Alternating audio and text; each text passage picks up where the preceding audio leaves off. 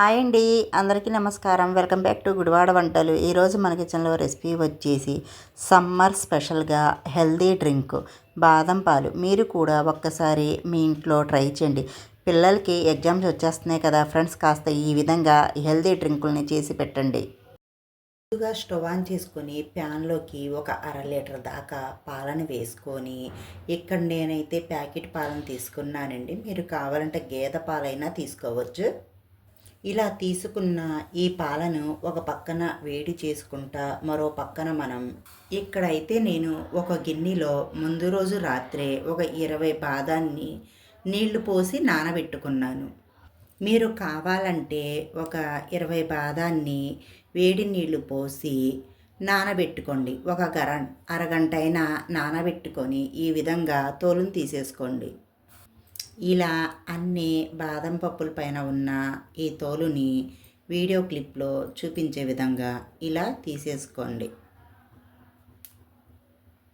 ఇలా అన్ని బాదం పప్పుల పైన ఉన్న ఈ తోలుని ఈ విధంగా తీసేసుకోండి. ఇలా అన్ని బాదం పప్పుల మీద ఉన్న ఈ పొట్టును తీసేశాక ఇప్పుడు మనం వీటిని మిక్సీ గిన్నెలోకి తీసుకుందాం. ఒక టేబుల్ స్పూన్ దాకా వెనిలా ఫ్లేవర్ కస్టర్డ్ పౌడర్ని వేసుకోండి. మీ దగ్గర కస్టర్డ్ పౌడర్ లేకపోతే కార్న్ఫ్లోర్ తీసుకోండి. ఇప్పుడు ఇందులోకి ఒక పావు కప్పు దాకా నీళ్ళని వేసుకోండి. ఇప్పుడు వీటిని మెత్తగా గ్రైండ్ చేయండి. ఇలా మెత్తగా గ్రైండ్ చేసి రెడీగా పక్కన పెట్టుకోండి. పక్కన మన పాలు అనేవి వేడి అవ్వటం స్టార్ట్ అయ్యాయి కదా ఫ్రెండ్స్. ఇప్పుడు మనం గ్రైండ్ చేసి పెట్టుకున్న ఈ బాదం పప్పు పేస్టుని వేసేసుకోండి. ఇందులో గ్రైండ్ చేసుకున్న బాదం పప్పు పేస్ట్ వేసాక అంతా ఒక్కసారి బాగా కలిసే విధంగా కలిపేసుకోండి. అంతా ఇలా కలిపేశాక ఇప్పుడు 4 టేబుల్ స్పూన్ దాకా పంచదార, మీరు కాస్త స్వీట్ ఎక్కువగా తినేవారైతే ఇంకొక టేబుల్ స్పూన్ అయినా వేసుకోవచ్చు. తక్కువగా తినే వాళ్ళకైతే ఒక 4 టేబుల్ స్పూన్లు కరెక్ట్గా సరిపోతుంది. పంచదార వేసి కలిపేశాక ఇప్పుడు డ్రై ఫ్రూట్స్ ఇక్కడ నేను మొత్తం ఒక్కొక్క టీ స్పూన్ చొప్పున వేసుకున్నానండి. కొన్ని పిస్తా పప్పులు, కొన్ని జీడిపప్పు పలుకులు, కొన్ని బాదం పప్పు పలుకులు. మీ దగ్గర ఏ డ్రై ఫ్రూట్స్ ఉంటే ఆ డ్రై ఫ్రూట్స్ని వేసి ఇలా కలిపేయండి. అంతా డ్రై ఫ్రూట్స్ వేసి అన్నీ కలిపేశాక మంటను మీడియం ఫ్లేమ్లో పెట్టి మధ్యలో కలుపుతా ఒక 3 నిమిషాలు ఇదే విధంగా ఉడికించుకోండి. మనం తీసుకున్న బాదం పేస్ట్ అనేది కాస్త ఉడికేంత వరకు మీడియం ఫ్లేమ్లో పెట్టి ఉడికించుకుందాం. మరీ గట్టిగా అవ్వాల్సిన అవసరం లేదండి, కాస్త జ్యూస్ లాగా ఇలా ఉంటే సరిపోతుంది. మా వీడియోకి ఒక లైక్ ఇవ్వండి ఫ్రెండ్స్. మీరు ఇచ్చే ఒక లైక్ ద్వారా నా వీడియో అనేది చాలామందికి రీచ్ అవుద్ది. కాస్త మీ సపోర్ట్ మాకు ఇవ్వండి ఫ్రెండ్స్. నేను తెలిసి తెలియక ఏమన్నా తెలుగులో పదాలు తప్పుగా మాట్లాడితే మాత్రం అక్క మీరు ఈ పదాన్ని ఇలా మాట్లాడండి అని నాకు కామెంట్ సెక్షన్లో తెలియచేయండి. మీ సపోర్ట్ కనుక మాకు ఉంటే ఇలాంటి కొత్త రెసిపీ వీడియోస్ అయితే మీ ముందుకైతే నేను వచ్చేస్తాను. గుడివాడ వంటల ఎస్వి వ్లాగ్స్ ఛానల్ని అయితే సబ్స్క్రైబ్ చేసుకోండి. మీరు పిల్లలు స్కూల్ నుండి వచ్చేసరికి ఈ విధంగా చేసి పెట్టండి ఫ్రెండ్స్. మనకి ఎండలు కూడా పెరిగిపోతున్నాయి కదా, పిల్లలు కూడా ఎంచక్కగా హ్యాపీగా ఎంజాయ్ చేస్తా తాగేస్తారు.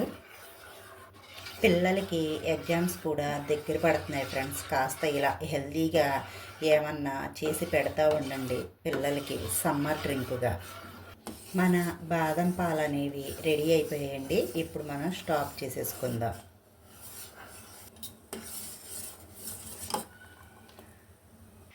ఇలా మరిగించుకున్న ఈ బాదం పాలని పూర్తిగా చల్లారనివ్వండి. పూర్తిగా చల్లారాక ఈ బాదం పాలను వేరే గిన్నెలోకి తీసుకోండి. ఇలా గిన్నెలోకి తీసుకున్నాక ఒక 3-4 గంటలు ఫ్రిడ్జ్లో పెట్టేయండి. 3 గంటలు ఫ్రిడ్జ్లో నుంచి తీసేశాక మీకు చూపిస్తున్నాను ఫ్రెండ్స్. ఒక్కసారి ఇలా కలిపేసుకోండి. ఎమీ అండ్ టేస్టీ బాదం పాలు రెడీ. మా పిల్లలు ఎప్పుడు అడిగితే నేను అప్పుడు మా ఇంట్లో తయారు చేసుకునే బాదం పాలు. మీరు కూడా మీ పిల్లలకి ఈ విధంగా రెడీ చేసి పెట్టండి. 2 గ్లాసుల్లో ఇలా వేసేయండి. బాదం పాలంటే ఎవరికి ఇష్టం ఉండదు ఫ్రెండ్స్. పిల్లల కాడ నుంచి పెద్దల దాకా అందరూ భలే ఇష్టంగా తాగుతారు. ఒక్కొక్కరు బయటికి వెళ్ళి కూడా కొనుక్కొని తాగుతారు. అలా ఎందుకు ఫ్రెండ్స్, నేను చాలా సింపుల్గా ఈజీగా తయారు చేసుకొని మీకైతే ఈ రెసిపీని అయితే షేర్ చేస్తున్నాను. మీరు కూడా మీ ఇంట్లో ట్రై చేయండి.